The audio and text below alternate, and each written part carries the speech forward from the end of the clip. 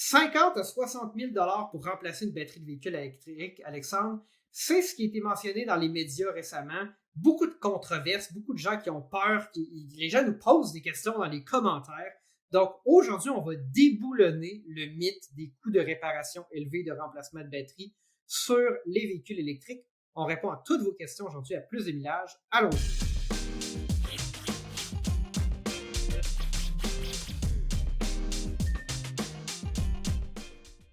Donc, Alexandre, je sais pas si tu as vu dans les nouvelles, puis là, ça fait quand même, comme 1 à 2 mois que c'est sorti, puis Oui. nous, on en a beaucoup parlé, on a eu beaucoup de discussions là-dessus, mais puis on pensait pas faire un podcast, en fait, sur le sujet là, des coûts de remplacement de batteries de Kia V6 et Hyundai Ioniq 5, mais il y a tellement de gens qui nous ont posé des questions dans les commentaires, comme quoi, est-ce que je devrais choisir ce véhicule-là en cas d'accident, combien ça va me coûter de remplacer la batterie? Puis surtout, c'est des questions très spécifiques. Est-ce que la batterie est bien protégée? Quel est le matériel? Quelle est l'épaisseur de la plaque de protection de la batterie? Puis là, on s'est dit, là, il faut arrêter ça. Ça marche plus, là. Je veux dire, Exactement. Il faut en parler. Fait que là, le résumé un peu de l'histoire, là, puis on n'ira pas dans le détail. Il y a un monsieur à Vancouver, il avait une Ioniq 5. Il a fait un accident, dommage au-dessous du véhicule. Il se fait dire que le coût de remplacement de sa batterie est de 50 000 $. Fait que là, puis il y a une deuxième personne qui s'est arrivé une deuxième personne. Fait que là, tu sais, comme disait mon ami Vincent, un grand scientifique avec un postdoctorat, Gabriel, une fois c'est jamais, 2 fois c'est toujours. Tu comprends? C'est arrivé une deuxième personne, donc ça va arriver à tout le monde. Fait que Vincent, merci.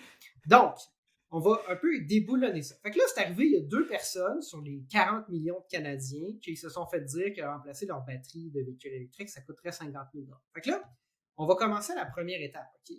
Cette batterie-là de véhicule électrique, elle ne sera pas remplacée. Point numéro 1. Au Canada, en général, si un véhicule reçoit pour plus de 70% de sa valeur en dommages, il est déclaré véhicule gravement accidenté. En général, quand votre véhicule est déclaré VGA, ce que vos assurances vont faire, ou si les dommages dépassent la totalité du véhicule, là, ça devient une certitude. Puis là, dans la portion VGA, il y a une certaine incertitude. Mais en général, ce qui va arriver, c'est que votre compagnie d'assurance va mettre le véhicule à l'encan, puis ils vont vous payer le coût du véhicule, puis vous allez en avoir un autre. Fait que si vous avez acheté une Hyundai Ioniq 5 à 50 000 $, disons, 55 000 $, puis ça coûte 60 000 $ remplacer la batterie, ils vont pas la remplacer, la batterie. T'sais, Hyundai, il avait pas l'intention de remplacer la batterie de ce véhicule-là. Puis dans la vie, quand tu veux pas faire un travail de réparation, qu'est-ce que tu fais? Tu soumissionnes plus cher que ce que la personne est prête à faire. Fait que Hyundai avait pas l'intention de réparer cette batterie-là à un prix raisonnable et le véhicule était perte totale. Mais Alexandre, les véhicules qui sont déclarés perte totale, irremplaçables par les assurances, là, ça arrive. Genre, toutes les heures, là, tout le temps. Là, ça arrive à des dizaines de personnes au Québec à tous les jours. Et pas que des véhicules électriques, ça arrive avec des véhicules à essence. Il y a toutes sortes de choses qui peuvent faire que ton véhicule va être VGA. On va essayer de donner quelques exemples là, par la suite. Mais avant d'aller là, je pense qu'il faut parler un peu de la protection des batteries des véhicules électriques. Là, puis ensuite, on va aller déboulonner un peu le mythe avec les véhicules aussi thermiques. Donc, la plupart des véhicules électriques, Alexandre, il y a une plaque d'aluminium ou d'acier inoxydable ou de plastique dans certains cas qui est sous la batterie. Puis en général, là, parce que je veux dire, vous le voyez, vous pouvez le toucher, ces plaques-là sont assez épaisses, sont généralement faites en aluminium, ça peut être de l'acier ou de l'acier inoxydable. Généralement, sont assez épaisses. La réalité, c'est que dans la construction du bloc batterie aussi, la plaque n'est pas directement adossée sur les cellules. Il y a de l'espace, il y a d'autres matériels parce que évidemment, il faut qu'il y ait un peu d'espace pour qu'il y ait une déformation et tout ça. Puis en général, l'épaisseur de cette plaque de protection-là est plus épaisse que ce qui protège les éléments mécaniques d'une voiture normale en dessous. Fait que, je ne sais pas ce que tu peux nous dire à ce sujet-là, mais moi, c'est ma perception.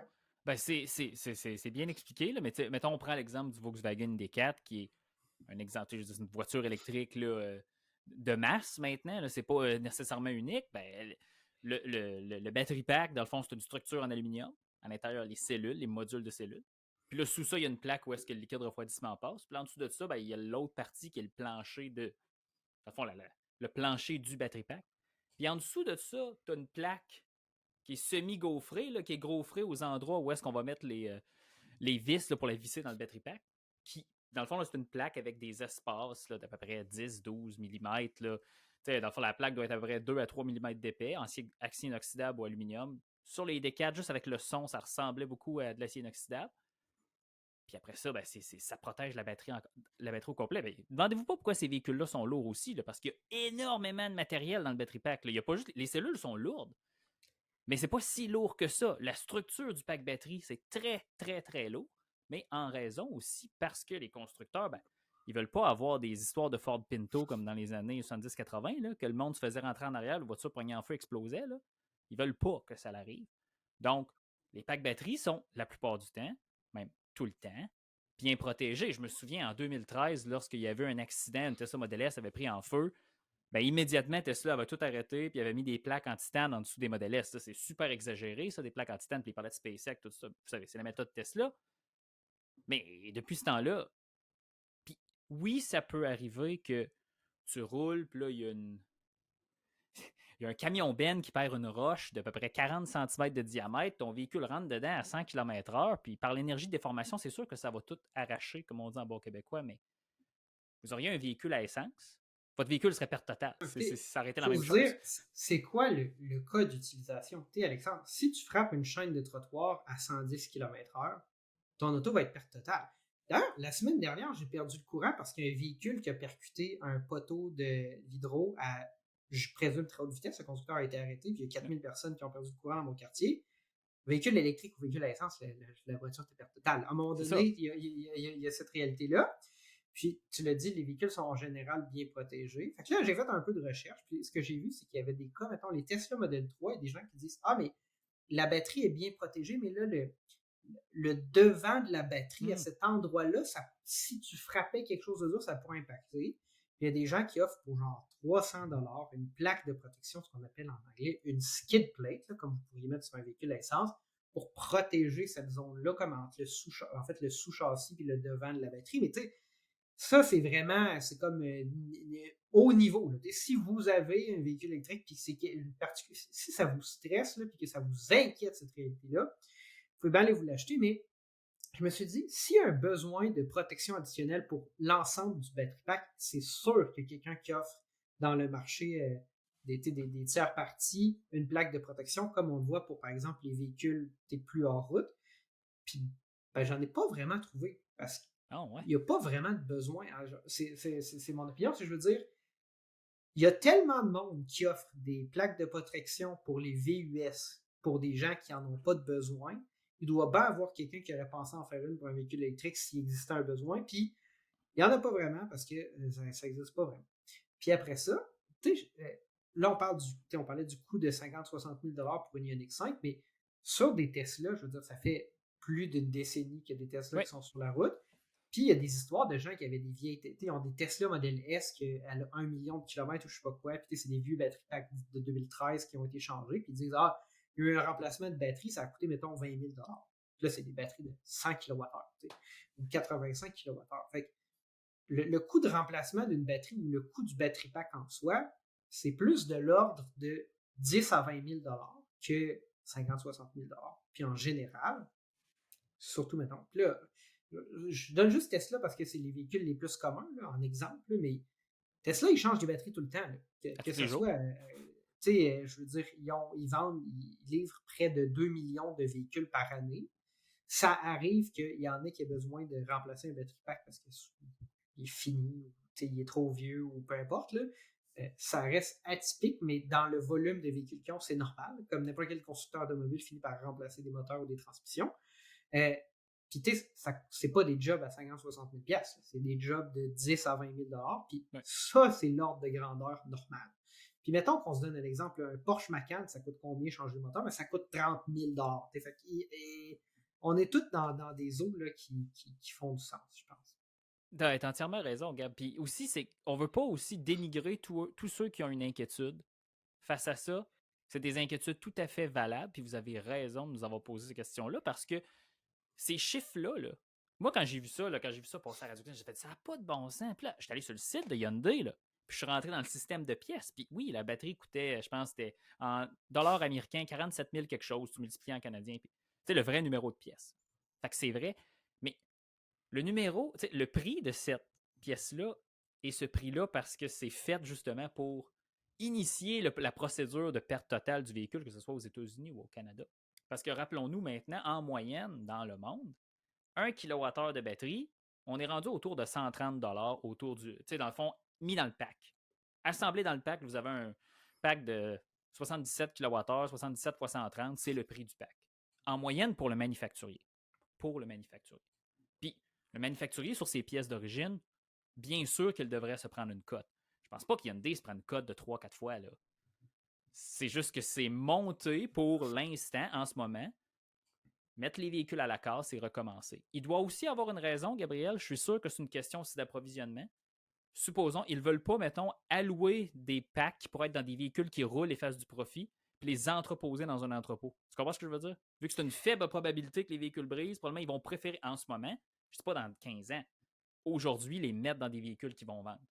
Là, évidemment, Kia, ça ne leur tente pas de vendre des véhicules, mais vous comprenez ce que je veux dire, là, la théorie. Exactement, c'est ça. Oui, c'est ça. Parce que là, on n'embarque pas tout dans mais il y a une controverse comme quoi, à la fin de l'année 2023, pendant plusieurs mois, il y avait un grand nombre de véhicules Kia qui étaient entreposés dans un stationnement, des véhicules prêts à être livrés, que Kia Canada, selon la théorie, le reportage de la CBC, quand même. Aurait voulu ou aurait choisi de ne pas livrer pour volontairement ne pas trop dépasser ses objectifs de vente en 2023 et comme convaincre Kia Corporate Mondial ou Kia en Corée qu'il n'y avait pas besoin de leur fixer des objectifs de vente trop élevés pour 2024. Mais tu sais, je veux dire, si leur but c'est de cacher à Kia la maison mère qu'il y avait vendu moins d'autos, de plus d'autos que ce qu'ils pensaient, ils n'ont pas réussi parce que ça ne marche jamais, ces stratégies, ils se sont fait pogner. Exactement. Fait que peut-être qu'ils veulent pas, puis tu sais, mettons qu'ils veulent pas, puis qu'ils veulent garder les packs pour les véhicules neufs, ben, il y a peut-être 0 pack de remplacement de Ioniq 5 dans un entrepôt au Canada, tu comprends-tu? Fait que là, tu sais, faut qu'ils le fassent venir de Corée. Fait que là, ils le mettront pas dans un bateau parce qu'ils vont prendre 2 mois ou 1 mois. Fait que là, ils vont le mettre dans un avion. Puis là, ça vient de coûter 25 000 le shipping. Plus un batterie pack à 15 000. Puis ça coûte 40 000 plus ta réparation. Jamais personne qui l'a fait. Ils vont mettre plus de temps. Ça fait que là, tu tombes à 50-60 000. Puis là, ça explique l'histoire. C'est ça. Fait que c'est pas drôle. T'sais, on s'entend, c'est pas. C'est pas illogique, c'est pas logique, c'est frustrant ces histoires-là, puis ça fait les choux gras des journaux, des médias, tout ça. Mais ici, on n'est pas en train de dire que c'est pas vrai que ça coûte pas 60 000, 50 000, puis ça coûte pas 20 000. C'est non, tout je suis vrai, 100% vrai. Moi, je suis 100% sûr que la personne, elle s'est fait dire on le remplacera pas parce que ça coûte tant. Ça, c'est ce qui est arrivé. Mais ça arrive vraiment pas souvent. Puis les chances sont que si vous achetez un véhicule électrique, vous ne serez pas impliqué dans un accident qui va détruire le dessous de votre voiture puis affecter la batterie. Puis d'ailleurs, si vous voulez vous protéger contre ce type d'accident-là, oui, il y a la protection de la batterie, mais vous pouvez aussi choisir un véhicule qui a une plus grande garde au sol. Par exemple, le Volkswagen ID4, il a environ 20 cm de garde au sol, ce qui est ce qu'on retrouve généralement, mettons, dans un véhicule Subaru. Il y a quand même 5, 6, 7, 8 cm de plus de garde au sol que, mettons, un Tesla Model 3 ou d'autres véhicules électriques qui ont une très faible garde au sol, comme le Mach-E. Fait que si c'est votre préoccupation, mais moi, je vous dirais aller vers les ID4 ou regardez la garde au sol du véhicule que vous achetez puis choisissez un qui a un peu plus de garde au sol. Regardez s'il y a des gens qui offrent des plaques de renfort, mais là, ça, c'est comme le niveau supérieur. C'est fou, là. Je pense pas que vous avez besoin d'aller jusque-là. Là. Puis il y a une autre affaire aussi, Gab, je te coupe un peu, mais tu sais, dans le fond, c'est voiture, les machines, une voiture, c'est une machine. N'importe quelle machine est designée pour une certaine tâche puis un certain environnement. Puis les véhicules routiers, surtout les véhicules électriques, sont encore plus, je ne vais pas dire citadins, mais vraiment beaucoup. Tu sais, pour l'instant, il n'y en a pas beaucoup qui sont très, très hors route. Mais ils sont faits pour rouler sur la route, l'autoroute, l'hiver, l'été, l'automne, quand il pleut, tout ça. Il n'y a aucun problème. Puis oui, c'est vrai qu'on peut recevoir peut-être un pot d'échappement tombé qui va rouler en dessous de notre véhicule. Mais un pot d'échappement qui tombe sur l'autoroute, seulement, je regarde juste, j'imagine, tu es un ingénieur, je réfléchis, son énergie, il va y revolter, on va arriver, on va rentrer dedans. À moins que ce soit le pot d'échappement d'un semi-remorque, ça me surprend. Tu sais, à la fin, la plaque en dessous de la batterie est relativement épaisse. Il va probablement avoir un impact, on va probablement l'abîmer. Ça se peut qu'elle plie et qu'elle touche le pack batterie, mais probablement qu'une inspection va pouvoir relever qu'il n'y a pas de dommages causés à la sous-couche qui est la structure elle-même du batterie pack où est-ce que le liquide de refroidissement passe, puis ça va être correct. Mais bien sûr qu'il peut arriver un accident qui peut ouvrir le pack batterie, puis ça peut causer des Oui, problèmes. je te donne un exemple. Là. Quelqu'un près de moi, à un moment donné, a roulé sur un pare-choc. C'est la nuit, il y avait un autre véhicule dans l'autre voie, un pare-choc en acier noir sur la route. Imagine-toi, pare-choc de Ford Econoline en acier. T'sais. Ben, tu sais, le véhicule, il y avait pour 10 000 de dommages parce que ça a tout arraché. Ça a arraché la panne à l'huile, le morceau de suspension. Ça a endommagé la carrosserie. Ben, je veux dire, le véhicule, compte tenu de sa valeur, là, il était réparé, mais il était prêt d'être véhicule gravement Ah, accidenté ou perte totale. Tu sais de quelle histoire je parle. ben oui. Bref, tu sais, véhicule électrique ou véhicule à essence, dans ce cas-là, le véhicule allait être gravement accidenté. Il allait être très, très, très endommagé. Ça allait prendre des semaines de le réparer. C'est indépendant de vous ayez un véhicule à essence ou un véhicule électrique. Puis d'ailleurs, si vous avez des préoccupations quant à ce que votre véhicule soit endommagé au point où il est irremplaçable, ben, vous pouvez vous poser d'autres questions. Le cas spécifique de l'accident où est-ce que vous frappez quelque chose avec le dessous du véhicule, c'est quand même très, très, très niche. Là. Alors qu'il y a d'autres problèmes. Mettons, les Jeep Wrangler, j'ai regardé les rappels sur le site du gouvernement du Canada, et que vous ayez un Jeep Wrangler à essence ou hybride branchable, dans les deux cas, il y a des risques d'incendie. Des risques d'incendie parce que il y a des vis qui entrent en contact avec le réservoir d'essence qui peuvent causer des feux. Il y a des risques avec le système électrique qui cause des feux. Fait que, finalement, je veux dire, peut-être qu'il ne faut pas acheter un Jeep Wrangler. Mais ça, il y a plus de chances que ça arrive que le cas très spécifique d'endommager votre batterie, que si vous aviez eu un autre véhicule ou un véhicule que la batterie aurait été mieux protégée, ça aurait fait une différence, puis vous auriez pas. Là, on vous rassurer, on veut vous rassurer, c'est quelque chose de hautement hypothétique comme cas. Puis la plupart des gens, la forte majorité des gens vont acheter leur véhicule, ils vont le posséder pendant plusieurs années, puis ils ne vivront pas d'accident majeur. Puis c'est tant mieux. Puis les véhicules aujourd'hui ont de plus en plus d'assistance à la conduite qui vont d'ailleurs vous aider à éviter d'avoir des accidents comme ça. Ça résume Puis bien la là, situation. exactement. Puis ma dernière petite anecdote, puis je suis désolé parce que là, j'ai aucune source pour supporter ça, mais dans mon jeune temps, je regardais souvent les Honda S2000 à vendre sur Kijiji, avant l'époque de Marketplace. À l'époque où ça coûtait à peu près 9 000 c'est comme rendu 30 000. Puis la moitié, dans ma perception, mais j'ai pas, encore une fois pas de Oui, statistiques, la je moitié corrobore. était VGA. Okay? Parce que Ouais. les S2000, il y a quand même un cas très spécifique d'utilisation où est-ce que tu accélères dans une courbe, puis là tu popes le VTEC, puis là il y a un différentiel à glissement limité, puis l'enclenchement du VTEC, le moment où tu as plus de puissance, se corrobore avec le verrouillage du différentiel. Les roues spin, tu finis dans le clos. Puis l'auto a une structure en aluminium, fait qu'elle est très coûteuse à réparer pour quelqu'un qui n'est pas expérimenté ou qui n'est pas spécialisé dans ce type de travaux-là. Fait qu'il y en a beaucoup qui sont VGA. En fait, ils sont mis à l'encan, puis il y a quelqu'un qui est plus spécialisé qui fait ça, qui les répare, qui les fait passer à l'inspection. D'ailleurs, tous les véhicules gravement accidentés au Québec doivent subir une inspection pour être remis sur la route, puis ils doivent être sécuritaires. Fait que, il y a des véhicules qui sont particulièrement vulnérables à certains types d'accidents. Je me dirais pas que les véhicules électriques sont particulièrement vulnérables à certains types d'accidents. En ce moment, c'est plus des problèmes d'approvisionnement de pièces qui sont problématiques. Ça, c'est vrai pour tous les véhicules, pas juste les véhicules électriques. D'ailleurs, il y a quelqu'un que je connais qui avait. Son copain avait acheté une Tesla Dual Motor, Model 3 à l'époque, il y a quelques années. Puis il avait décidé d'aller faire de la drift dans le parking du. Je pense que c'est au Galerie de la Capitale. Il a foncé dans un arbre. L'arbre a gagné. Puis, tu sais, il n'a pas eu besoin de remplacer sa batterie. Il a foncé La voiture est sur l'arbre retournée sur la sur route? un tapon. Oui, ça a coûté 40 000. Mais bref, la batterie, je ne pense pas qu'elle avait été changée. Fait que, tu sais, vous pouvez avoir des accidents très graves sans que nécessairement la batterie soit remplacée. Puis je pense qu'il faut prendre ça avec un grain de sel. Je pense que c'est une controverse, là, c'est très spécifique. Puis dans 2 semaines, on va parler de. Mais quand tu y penses, Gab, là, puis là, je veux juste faire une parenthèse. Des fois aussi, lorsqu'on regarde du contenu, puis nous aussi, on peut. Non, pas comme ça, je vais le dire, là, mais il y a toujours un biais dans la vie. Puis qu'est-ce qui arrive si les gens qui ont rapporté ça avaient un biais? Ben, la nouvelle a été montée et apportée comme ça. Puis les faits qui sont rapportés sont vrais. Mais c'est de la façon que c'est apporté souvent que ça peut amener un biais négatif. Quand des fois, il n'y a juste pas de biais négatif parce que c'est une situation qui est. Ça arrive, puis c'est comme ça, puis que s'applique à presque peu de gens. Je veux juste qu'on fasse attention avec ça parce que je pense que là, en ce moment, là, avec la grande transition qui s'opère, il y a beaucoup de choses qui changent. Je pense dans toutes les sphères de la société. Puis le transport est une grosse partie où il y a plein de choses qui changent. Puis évidemment, les humains, c'est des machines organiques qui ont de la misère avec le changement aussi. Fait que là, on entend plein de choses. Je veux dire, à la fin, n'oubliez jamais, les lois de l'univers, on ne les changera pas. Je veux dire, les voitures électriques sont plus efficaces que les véhicules à essence. Fabriquer leurs batteries génère plus de CO2 que fabriquer les batteries à essence. Mais dans les endroits où l'approvisionnement en électricité est renouvelable, ces 10 véhicules électriques-là, utilisés sur une longue période, ont significativement moins d'émissions de GES que des véhicules à essence identiques. Quand on prend tous ces astérix-là, ça fait du sens. Mais évidemment, il n'y a pas une seule solution à tous nos problèmes. Puis à la fin, c'est votre choix personnel d'acheter une auto électrique, de ne pas en acheter, de les détester, de les aimer.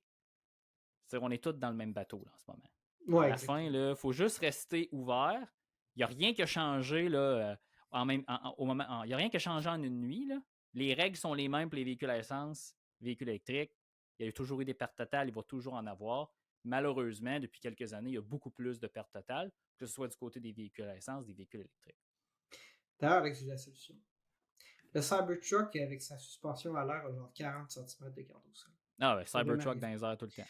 Fait que la solution. Est-ce qu'on a d'autres sujets, Alex? Là, on s'était dit qu'on allait peut-être bifurquer sur d'autres sujets, là, puis dire n'importe quoi. Dire n'importe quoi. Je suis en train d'essayer le Nissan Ariya. Je vais me coucher dans quelques minutes. Quand on a fini, puis après ça, je vais me lever très tôt le matin, puis je vais aller faire le défi 500 km. Là, évidemment, j'ai dans l'espace temporel, j'ai aucune idée lorsque vous allez écouter ceci, puis que le défi 500 km va être. Mais ce que je vais faire, c'est que je vais essayer de faire arriver les choses avec le gars des vues. Là. On va se parler maintenant, avant que vous voyez le défi 500 km du Ariya. Mais ça augure mal à soir, je sais pas. Là. Il fait froid, là, il va faire -6 dans la région de Toronto. Je vais prendre la même route qu'avec la Chevrolet Bolt à Tesla Model 3. Puis je sais pas, j'ai fait 32 kWh par 100 km sur 100 km hier en faisant des tests. Il ventait beaucoup, là, puis pas que ça me fait peur, mais ça augure mal pour un bon résultat avec ce véhicule-là. Ça me déçoit parce que c'est une voiture très, très bien assemblée, très luxueuse. La finition est superbe, le choix des matériaux, le design à l'intérieur est super intéressant, mais c'est tout. Je veux dire, je ne sais pas pourquoi que Nissan est passé de le génie de la Leaf en 2012 à le Ariya. C'est comme... On dirait que ça se parle pas, là. C'est pas les mêmes gens, là. Je pense que c'est le cas typique des constructeurs qui ont commencé avec des véhicules électriques relativement abordables, puis ont réalisé que s'ils voulaient rentabiliser cette aventure-là dans l'électrique, il fallait qu'ils aillent vers des véhicules plus chers. Le Nissan Ariya, la version la plus dispendieuse, il y en a plusieurs dans stock dans les concessionnaires. C'est des véhicules à 72 000 c'est surgé en plus. Je ne sais pas s'ils sont admissibles aux subventions. Puis on parle d'un 3 à 6 mois d'attente pour les modèles de base Engage qui sont à 55 000 Fait que c'est ce qui est très raisonnable comme attente. Je pense que s'il est arrivé à Nissan, ce qui est arrivé avec tous les autres, puis la plupart des constructeurs n'ont pas anticipé ou mal anticipé la hausse des taux d'intérêt et l'impact que ça reste sur le marché automobile.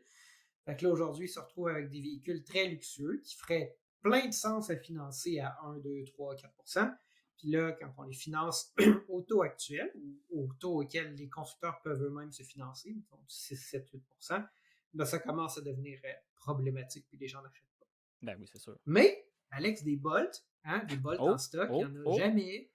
Mais des Bolt usagés, qui étaient à 30 000 il y a un an, là, il y en a à 20 000 20 000 J'ai regardé ça récemment, 20, 21, 22 000 pour des Bolt 2017 avec des batteries changées en 2022. Commence à être intéressant. Parce qu'une Bolt usagée 2017 à 30 000, non. Une Bolt usagée 2017 à 20 000. Ouh, commence à être intéressant. C'est vraiment intéressant. Ben non, mais parce que c'est des excès. Tu sais, il y a des gens qui vont dire les Bolt, c'est juste des deuxièmes bonnes voitures. Moi, je pense que la Bolt, c'est une bonne voiture telle qu'elle. Puis ça dépend de votre utilisation, si c'est une bonne première ou une bonne deuxième. Ça dépend vraiment des familles, de votre style de vie. Mais à 20 000 quelle bonne deuxième auto. Là, mettons des gens qui ont on a la grosse auto neuve, tout ça, puis on va en avoir une deuxième. Tu peux avoir une Bolt, coût d'entretien relativement faible. Les batteries, comme tu me disais, je pense qu'ils ont été remplacées la plupart. Là. Ben, en fait, généralement, si vous l'achetez usagé, ça va être indiqué. Là, il y a comme un peu une controverse parce que plus récemment, là, parce que Chevrolet a remplacé énormément de batteries de Bolt, puis là, peut-être qu'ils arrivent sur la fin de la production des batteries, puis ils veulent pas trop. Fait que là, il y a des gens qui se font mettre sur un espèce de programme où est-ce que Là, j'ai pas Ils d'article. sont compensés Je me suis fait financièrement. dire qu'ils ils font 10 000 km avec les véhicules en limitant le statut de charge à 80%. Ils font un test au début, un test à la fin. Puis ils valident si la batterie elle pourrait potentiellement se retrouver dans la situation problématique des feux. Puis sinon, ben, tu gardes ton auto. Puis si oui, ben, change la batterie. Fait que, c'est comme. Hey, attends une minute, je vais te dire de quoi, là, qui va faire fâcher des gens. Ça, là, ça génère tellement moins de gaz à effet de serre que de fabriquer des batteries à outrance puis tout remplacer les batteries des Bolt, là. Puis je le sais que GM fait juste ça pour sauver de l'argent puis aller plus vite. Je le sais.